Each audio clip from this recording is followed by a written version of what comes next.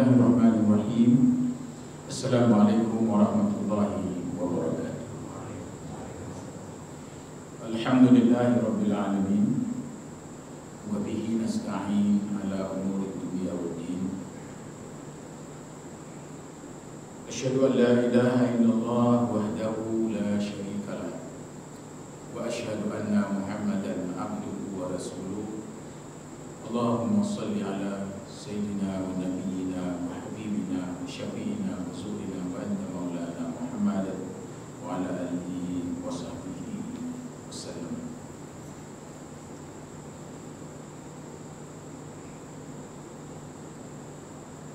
Ahli jawatan kuasa masjid, pegawai imam dan semua jemaah yang dirahmati Allah sekalian.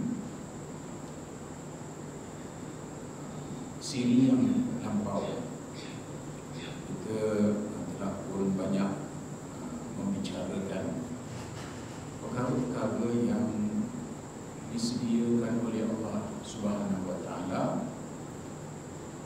melalui lidah Nabi Muhammad, kita sebut Muhammad sallallahu alaihi wasallam. Bila orang sebut nama Nabi Muhammad sallallahu alaihi wasallam, kita tak sebut sallallahu alaihi wasallam, Nabi kata orang tu kedekut. Jadi Nabi sampai macam itu lah, kedekut benar dia nak mendoakan.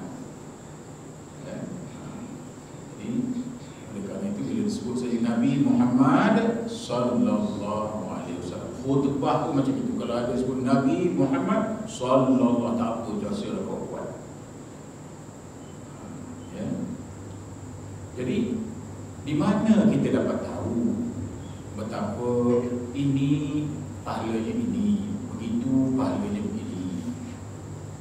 Ianya bercorak menggalakkan, bercorak memuju, bercorak menjemput, memanggil, merangsang, memotivasi. Itulah kaedah Nabi Muhammad sallallahu alaihi wasallam mengembangkan agama Islam. Dari dia seorang Islam ditolong oleh Sayyidatuna Khadijah, ya, radhiyallahu anha, Abu Bakar, Abu Bakar, Sayyidina Ali, Sayyidina Bilal, Sayyidina Umar, semua itu. Kemudian daripada mereka 4-5 orang ini bercambah Islam itu ke seluruh pelosok dunia ini. Semalam anak saudara saya balik daripada Belgium.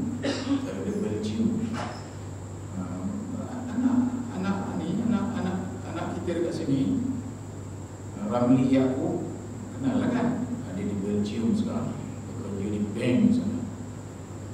Dia kata awak Islam di di Belgium tu mula ramai masjid orang Islam beli daripada gereja.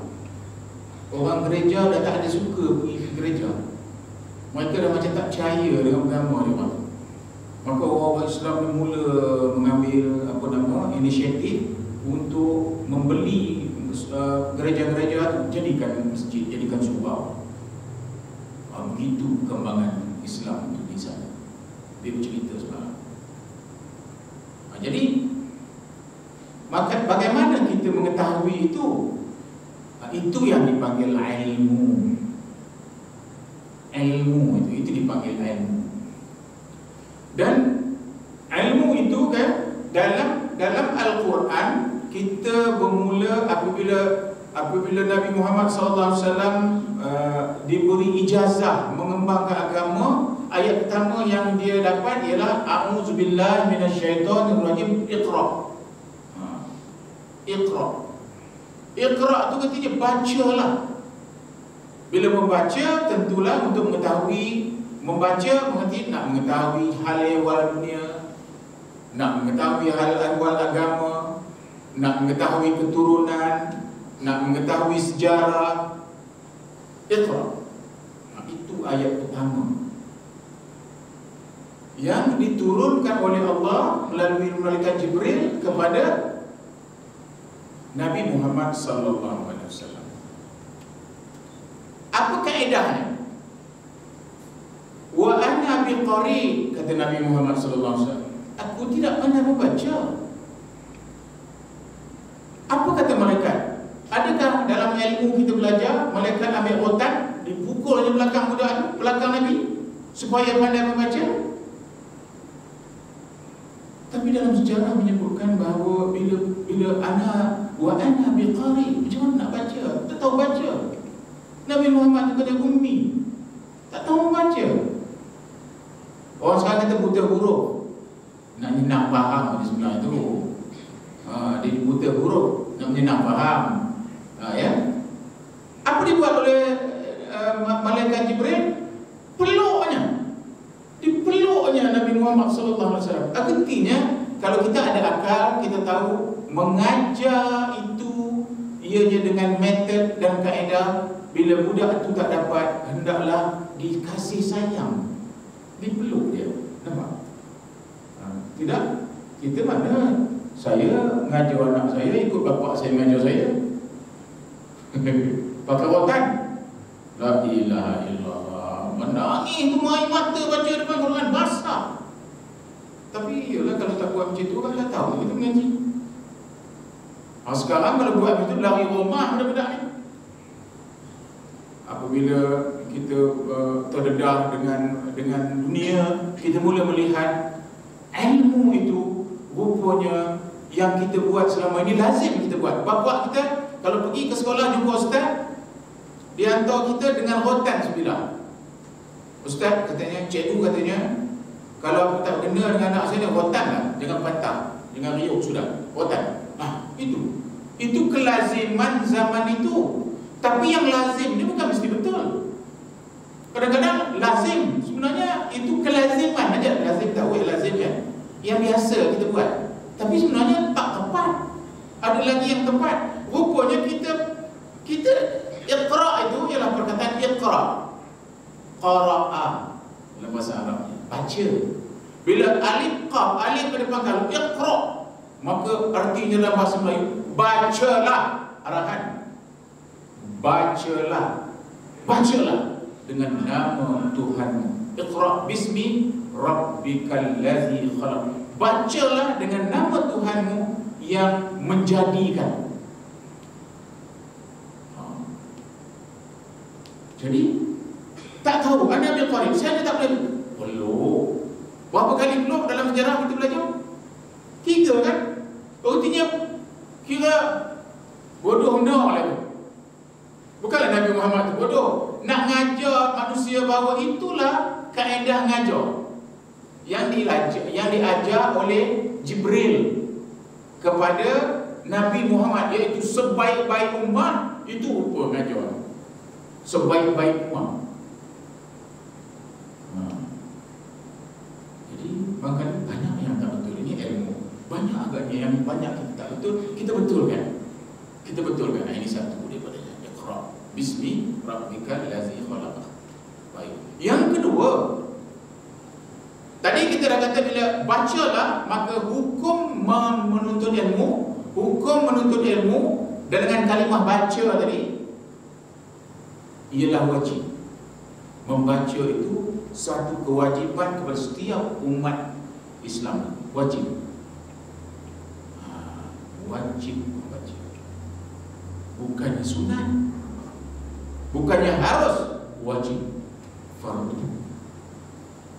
Tak tahu kita membaca, maka adapun menuntut ilmu itu faridatun ala kulli muslim wa musliman. Adapun menuntut ilmu itu hukumnya fardu ke atas laki-laki dan perempuan.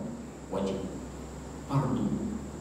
Jadi kita ni sekarang berada dalam majlis menuntut ilmu. Dan ilmu itu jangan lupa bukan satu. Dalam agama tu jadi pecahkan, dipamin banyak cabang-cabang. Pun masih ada lagi ilmu yang sorok-sorok, nyok-nyok ngajarnya ada juga. Tak terdedah, membahaya juga tu. Yang ni jangan cakap orang ya. Bahaya lagi ilmu yang macam itu. Ilmu ni tak ada sorok. Kalau sorok bukan ilmu agama Islam tu. Itu mesti ada yang tak kena nyuruh. Jadi baik, saya mendengar syarahan daripada Ustaz Syekh Hisham Al-Burhani, nama Syekh. Agak-agak ada orang dapat syarah ni, ada dapat orang video dia syarah dari sebuah masjid di Damaskus, orang Arab. Dia memberi ceramah. Dia kata, ini cerita pasal ilmu juga. Tadi kita sebutkan ayatnya. Kemudian Nabi kata wajib. Kemudian ketiga, apakah ganjarannya bila orang tu menuntut ilmu? Ini dia, apa ganjarannya? Tengok apa kata Syekh Hisham Al-Burhani kata. Dia bersyarah dalam masjid tu, orang Arab semua. Orang Arab tu bukan setengah dia tahu baca, tak kerti baca juga. Quran tu bahasa dia, dia tak tahu baca pun. Kalau di Saudi itu baru benar dia orang tu belajar baca, tidak dulu tak tahu dia baca. Sebab apa baca, dia kata dia kaya, negara minyak, semua orang dapat duit tiap bulan, kerja tak kerja semua orang dapat duit. Macam Brunei, apa dia masalah duit? Orang nak belajar ni kerana nak dapat kerja, dapat duit boleh cari makan, dia tak payah kerja, ada je duit. Sampai anak-anak kita tak payah belajar. Jadi Syekh Hisham Al-Burhani bercerita, katanya, tahukah, ini saya ulangkan ya, tahukah, dia dah dengar, alhamdulillah, tahukah katanya jemaah sekalian, bahawa di Damaskus ini ada sebuah perkuburan yang sangat terkenal. Para awliya ada di situ, sahabat-sahabat pun ada di situ yang meninggal di situ. Dan perkuburan ini saya dah sampai. Bila saya mendengar cerita tu, saya dah sampai. Di makam tersebut ada makam isteri Nabi, ada situ. Ada makam Sayyidina Bilal bin Rabah. Bilal bukan meninggal di Mekah ya, bukan meninggal di Madinah. Lepasnya Nabi Muhammad SAW wafat, dia pergi ke Syria. Dia tinggal di sana. Satu hari Sayyidina Bilal mimpi Nabi Muhammad SAW menjumpa dia, engkau tak ada ke rindu dengan aku, ya Bilal? Esoknya tu dia menunggang kuda terus, Nazir sebab dia menunggang kuda terus ke Madinah daripada Syria. Sampai di sana mendengar dia sampai Hasan Husin, cucu Nabi, memeluklah, peluk Bilal ni. Kerana Bilal ni orang yang sangat rapat dengan atuk dia. Dipangkatlah katanya, ya Bilal, tolonglah azan.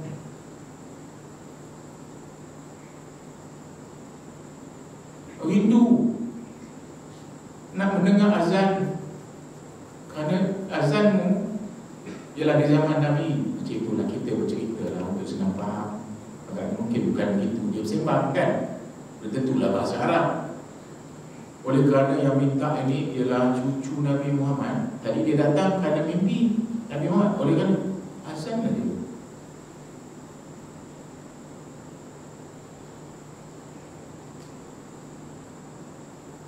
Bila azan,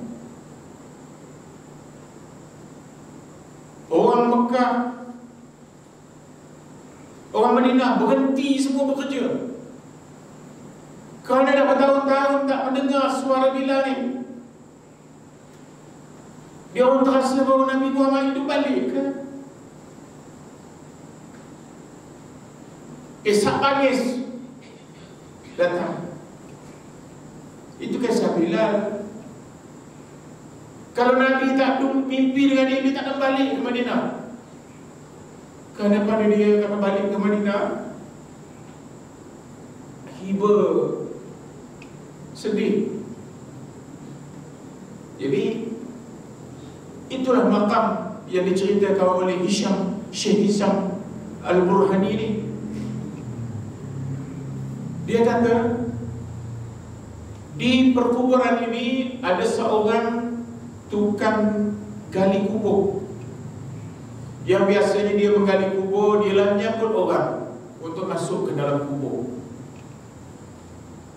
Kata dia satu hari, dia cerita, satu hari satu perempuan datang minta tolong galikan kubur kerana dia nak bawa jenazah. Macam biasa, apa nama ni, penggali kubur ni buatlah kerja dia. Bila dah siap, jenazah pun sampai. Katanya jenazah seorang lelaki. Orang tak ramai kan tahu, kata 2-3 orang saja. Maka dia lah menyambut di bawah. Bila dia menyambut jenazah tersebut, kata Syekh Hisam ni yang bercerita, takut dia. Bila dia sambut aja, dia letak aja ke bawah, letak aja ke kubur, dia melihat perkuburan tu menjadi sebuah taman, seperti taman di syurga. Dia kata orang lain tak nampak, dia seorang nampak. Kemudian katanya dia melihat 2 orang memacu kuda datang ke makam tersebut dan mengangkat jenazah tersebut, membawanya berlalu. Penggali kubur yang tak pernah jadi macam ni, kata Syekh ni tadi, pingsan. Dan orang pun sembuh air muka dia, dia bersedar. Kenapa? Dia pun ceritalah hal macam ini. Menceritakan bahawa cerita bini macam yang diceritakan tadi. Habislah kata. Katanya sedang dalam sebulan, perempuan tadi datang lagi minta galikan kubur. Dia pun macam biasa, dengan tidak ada apa-apa fikir, buatlah kerja dia. Kemudian macam tadi juga, bila dia letak, dia terbuka katanya makam itu, yang dia seorang nampak, tapi dia kali ini tak pingsan. Ini orang yang gali kubur itu bercerita kepada kakek daripada datuk itu, mengat cerita itu. Lepas itu macam tadi juga, 2 orang dalam atas kuda, malaikat dan menggali, datang menyambutnya dan bawa inap. Perkuburan tersebut perkuburan para aulia di situ. Orang yang menggali kubur pun tak pernah menengok hal-hal macam ni. Kali ini dia tengok. Kemudian oleh kerana dia tak ada pengsan, dengan cepat dia lari cari perempuan tu, jumpa. Katanya, siapa yang meninggal? Anak saya, kata perempuan tu, anak saya. Saya dapat musibah, katanya. Yang kemarin tu anak lelaki saya, yang adiknya meninggal. Penggali kubur tanya, apa amal budak ni? Dia pun ceritalah ini. Dia ceritakan apa sebab dia tanya begitu. Pendek ceritanya, makcik itu kata, dia ni penuntut ilmu. Nampak? Dia ni penuntut ilmu. Dia meninggal kan?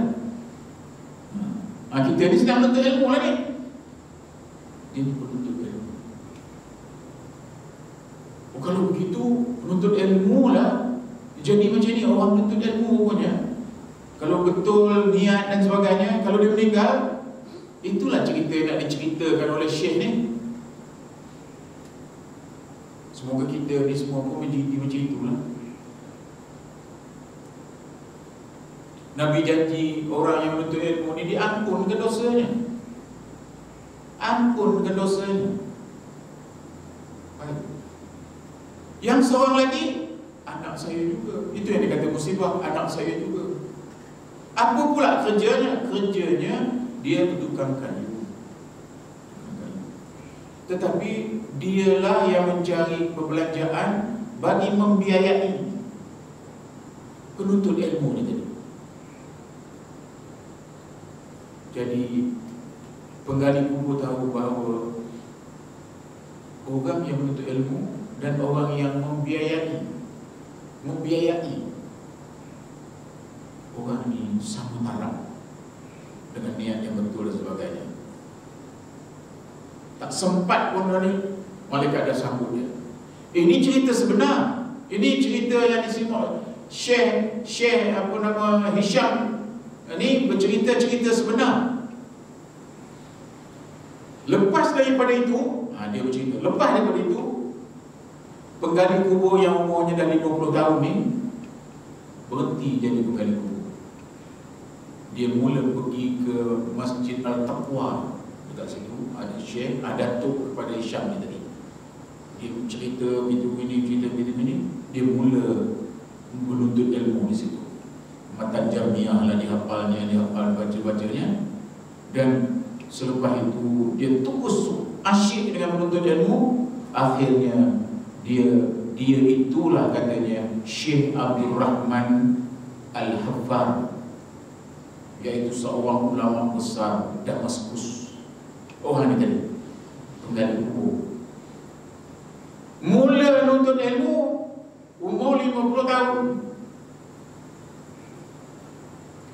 Bukan start daripada darjah 50 tahun. Dia menjadi ulama besar terkenal di sana. Jadi apa yang nak kita sampaikan ni, apa yang nak kita sampaikan? Tadi kita kata menuntut ilmu itu Allah melalui Jibril kata Iqra, arahan. Bila arahan, imam di atas mimbar ni kata Ittaqullah. Kadang-kadang dia 3 kali Ittaqullah. Apa Ittaqullah tu? Bertakwa dah kepada Allah. Apa itu takwa? Takwa tu ikut segala suruh, tinggal segala larang. Itu takwa. Takwa itu istilah kod pendek dalam agama yang artinya bertakwalah, maksudnya ikut apa Allah suruh, tinggal Allah larang. Itu arti takwa. Tiap-tiap Jumaat disebut imam Ittaqullah. Ya ayyuhallazina amanu ittaqullaha haqqa tuqatih wa la tamutunna illa wa antum muslimun. Wahai orang-orang yang beriman, bertakwalah. Maksud tadi ikut buat apa yang Allah suruh, tinggal yang Allah larang. Dan jangan sekali-kali kamu mati melainkan kamu mati dalam Islam. Bertakwalah dengan sebenar-benar takwa. Itu nama haqqa tuqatih. Haqqa tuqatih maksudnya sebenar-benar takwa. Jadi takwa ni pun jangan ada yang tak sebenar. Yang tak sebenar tu artinya kita ngikut-ngikut benda-benda yang sebenarnya menyuruh kita dapat. Jangan. Biar dia sahih. Rukun Islam tu 5, rukun iman tu 6, ihsan itu 1, sifat yang wajib bagi Allah itu 20, yang mustahil 20, yang harus 1. Mesti itulah yang kita belajar. Kalau ada pula orang kata rukun iman itu 7, itu dah, itu menyuruh tu. Jangan sekali-kali ya. Itu yang dikatakan haqqa tuqatih. Sebab itu perlu pengajian ni ada. Dan sekali pengajian yang ada ni agaknya 450 orang ni lah. 450 orang ni lah. Ada peluang di rumah semayang maghrib, semayang mana dengan anak-anak, duduk sekejap, sampaikan kepada dia. Sampai adik. Kalau kita orang yang mendengar apa yang imam cakap, Ittaqullah, bertakwalah kamu kepada Allah, maka kita akan meletakkan menuntut ilmu itu nombor 1. Iqra, bacalah. Artinya tuntutlah ilmu. Dengan alat menuntut ilmu ialah dengan membaca. Sebab dah banyak tulisan-tulisan orang. Dan tentulah Al-Quran. Membaca Al-Quran saja dah dapat pahala. Tapi kalau menuntut ilmu Al-Quran, tajwidnya, bahasanya dan sebagainya, lagi lah besar. Jadi kalau kita tengok tadi, itu ialah yang Iqra. Nabi kata kewajipan atas lelaki dan perempuan. Itu dah ngulang. Tadi saya dah cakap, ini ngulang. Sebab memang ilmu ni kena berulang-ulang cakap ni. Kemudian yang ketiga tadi, kita bagikan bukti daripada seorang ulama besar, Hisham Al-Burhani, bercerita. Secara mulut dia bercerita, ini cerita datuk dia kata. Datuk dia bercerita dengan ayah dia cerita dengan dia. Dia pula cerita dengan anak dia, supaya cerita ni disambung terus. Berlaku di Damaskus. Dalam keadaan kalau dia bercakap di Damaskus, satu ini je yang dengar. Tapi dah ada alat ini, ni rakam ni. Satu dunia dengar. Satu dunia dengar dia bercerita. Itu ialah bukti mulut yang orang tu bercerita, dan orang tu mengubah kehidupannya daripada seorang orang penggali kubur yang tak peduli apa-apa. Kalau orang cerita hantu ke apa, dia tak kisah. Dia tidur nyenyak je, letak bantal tidur dia. Itulah sekali dia jumpa, dan dia lepas itu berubah dia. Kerana apa punca dia berubah? Kerana makcik tu kata orang itu tadi yang malaikat sambar di malaikat tu ialah orang menuntut ilmu dengan orang yang membiayai itu. Jadi apa pengajaran kita nak? Kalau kita bukan penuntut ilmu, kita jadi pembiaya orang menuntut ilmu. Ada dua, dipanggil bersedekah lah kita, berwakaf lah kita, dengan surau, dengan masjid, dengan sekolah, dengan ma'had tahfiz, apa saja yang berkaitan dengan menggalakkan orang menuntut ilmu, maka kita sebenarnya termasuk dalam kumpulan anak tua yang membiayai. Kalau kita menuntut ilmu, kita tak mampu nak membiayai, kita menuntut ilmu, maka kita termasuk dalam kumpulan orang talib dipanggil. Talib itu penuntut ilmu. Sebab itu bahasa Melayu dalam kitab, orang belajar ni dia tak panggil orang belajar, dia kata menuntut ilmu. Menuntut. Bila disebut menuntut, artinya hak orang yang belajar tu nuntut ilmu tu kepada orang. Bukan macam sekarang ni disuapkan ilmu tu, disuapkan. Suap. Artinya yang belajar tu, yang menuntut tu, tak payah nuntut, dia disuap ilmu. Tak menjadi. Dia mesti ilmu tu dituntut. Di Afghanistan menuntut dipanggil talab al-ilmu, kan? Talab tu penuntut. Di sana tu penuntut ilmu ni tubuh satu parti, dia namakan parti dia Taliban.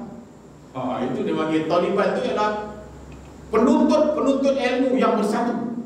Dia menunggu kerajaan. Sekarang Taliban yang mentah ni, tapi Taliban yang dah memodelkan dirinya, tak ada macam dulu lagi.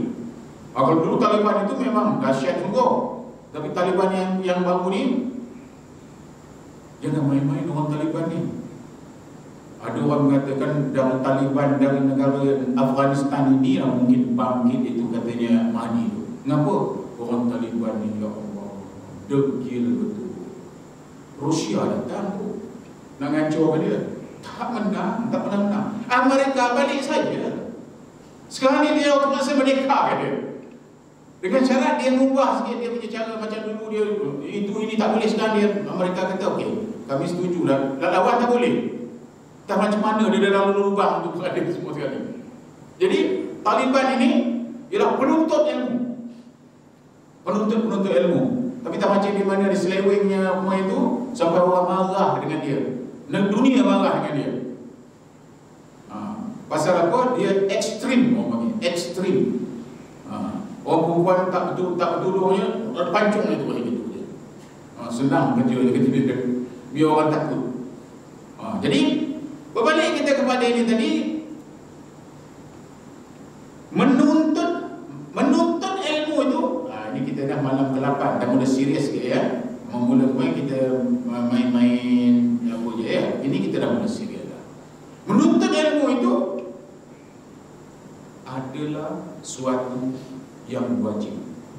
Dalam bahasa agama, bahasa ilmu, kita panggil faridatun ala kulli muslim. Faridatun. Faridah itu fardu atas tiap-tiap muslim. Bila sebut muslim itu lelaki perempuan lah. Ada pula hadis kata muslim buat muslimah. Tapi bila sebut muslim tu seluruh lelaki dan perempuan. Itu ialah hukum menuntut ilmu. Orang yang berada dalam majlis ilmu ini, orang yang ada dalam majlis ilmu ini, malaikat mengembangkan sayapnya. Malaikat mengembangkan sayapnya dan berdoa kepada Allah Subhanahu supaya diampunkan segala dosa. Cuba bayangkan. Tetapi kata almarhum Ustaz Ismail Kamus, katanya bila menuntut ilmu ni, Iblis datang bawa 3 perkara. Pertama katanya dia membawa celak.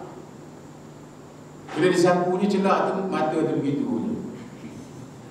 Ismail Kamus cerita almarhum dia, moga dia dirahmati Allah, menulis kitab pun banyak ya.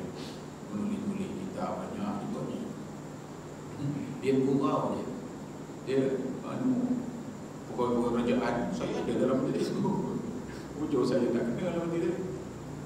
Inilah kata dia. Kambing, ayam pukul 7, pukul 6, 6.30 dah balik dah ayam kambing tu. Tapi kita ni yang dapat duit banyak ni, gaji besar-besar ni, pukul 7 baru keluar nak main golf. Ambil semua orang. Habis begitu semua. Baru tahu itu stage main kamu. Baik saya nak main golf dua tiga. Macam itu cara dia semua tu semua orang tu main golf. Dan padang-padang golf tu pula di zaman itu pasang lampu semua. Bayanglah padang golf tu dipasang lampu yang apa nama macam stadium tu untuk orang tu main. Orang kaya main kan. Jadi orang yang peniaga golf tu buatlah apa yang kehendak orang kaya tu masuk. Juga kambing, lembu, ayam tahu dia balik petang rumah. Tapi yang main golf ni kata dia habis itu kucing dia semua orang tak tahu tak berani apa tak berani. Dia menulis di kitab ilmu. Sebab itu ulama-ulama ni bila ditulisnya ilmu, itu yang dikatakan manusia mati meninggalkan nama. Apa dia nama yang nak tinggalkan tu? Iaitu kitab-kitab. Orang sekarang ni dapat ke pahala. Orang dulu dari tak ada jadikan ada. Orang sekarang ni dia tulis kat sini, saya menterjemahkan daripada Al-Imam Al-Ghazali. Yang menterjemahkan Imam Ghazali ni pula dah beribu-ribu orang. Hanya menterjemahkan. Sebab bukan ada benda lain, itulah. Macam mana rupa kitab Imam Ghazali tu, Al-Ihya Ulumuddin tu, daripada bangkit tidur sampai tidur balik semula, semua dia atur kehidupan tu, ditulisnya balik. Sampai ada orang kata selepas Nabi Muhammad, Imam Ghazali lah yang membetulkan Islam ni balik semula. Imam Ghazali ditulis gitu. Dan Imam Al-Ghazali rahimahullah ta'ala, asalnya dia orang Mekah. Bila dia belah hujungnya dia jadi orang tasawuf, orang sufi. Dia mula menulis kesufian dia. Mulanya dia fiqah, tapi dia lepas itu sufi. Fiqahnya ada lagi, dengan fiqah pula dia jadi sufi. Yang bahaya ni fiqah tak ada, tauhid tak ada, terus ke sufi. Itu bahaya juga. Ya, sebab ilmu ni mula-mula mesti tauhid. Nombor 2 baru hukum hakam, yang fiqah. Lepas tu baru dia menjadi orang sufi. Itu dia punya apa nama? Tertibnya ilmu Islam tu begitu. Tiga-tiga ilmu ni penting. Ini dipanggil ilmu. Jadi oleh kerana itu malam ini kita simpulkan ada 13 minit lagi. Kita simpul.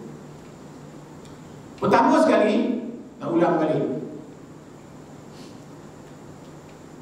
menuntut ilmu itu diperintah oleh Allah.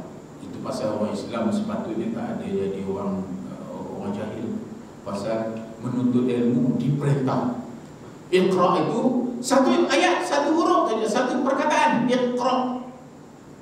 Iqra itu disebut fi'lul amri dalam bahasa Arab.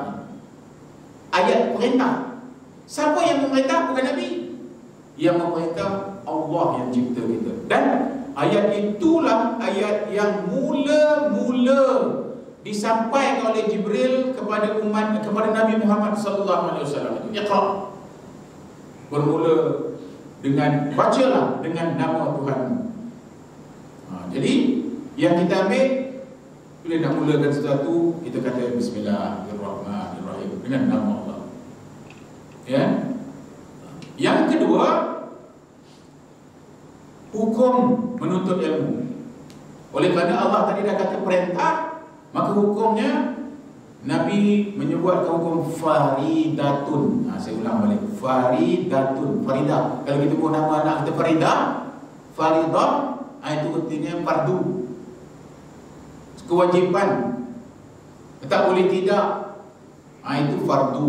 Jadi faridatun ala, bukan faridatun aja disebut, ala, atas tiap-tiap kepala orang Muslim yang mengaku Islam. Menuntut ilmu itu wajib. Jadi apa dia kesilapan kita? Kerana anak-anak kita pun menuntut ilmu disuap, bukan nuntut.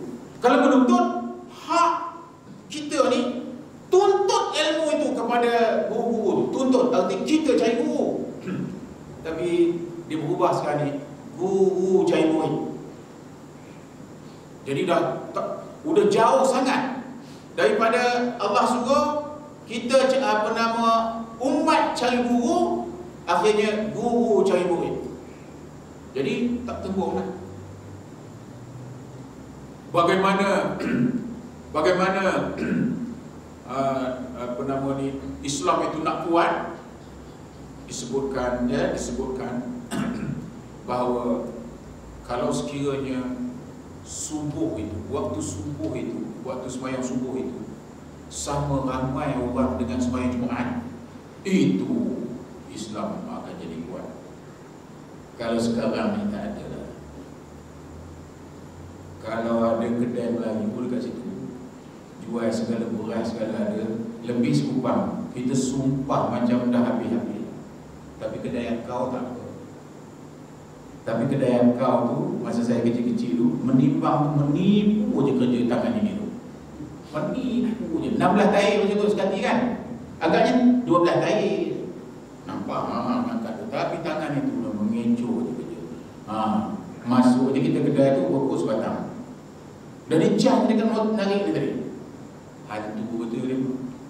Tapi dipuji. Tak satu gitu. Kalau dekat masjid ini ada satu kedai runcit, semua orang sini beli kat situ. Rasa saya meletup kedai itu. Tetapi tak ada benda. Kenapa? Kita tak ada semangat itu. Semangat rasa tolong-menolong itu. Kerana ilmu kata orang Islam mestilah tolong-menolong. Tolong-menolong. Tak boleh tak sokong-menyokong. Dia mesti ta'awanu 'alal birri wat taqwa. Bertolong-tolong kamu dengan kerja kebajikan dan takwa. Itu arahan. Itu arahan Allah. Tapi tak buat. Tak mahu dia jadi. Saya tengok dengan mata saya sendiri. Wah, kat Islam ni mall-mall giant ni ceritanya. Ni masuk TV ni. Masuk ni nanti edit. Giant tu. Bawa Islam tak nak dia jual.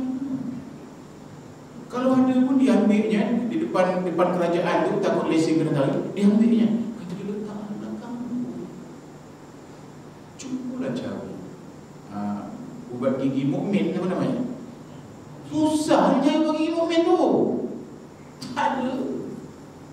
Begitu semangat dia nak ngerjakan kita. Tapi giant tu yang menganyakan dia, kita lah. TF tu saya tengok tak ada orang lain. Kita lah sudah beberapa kita saya tengok jumpa je.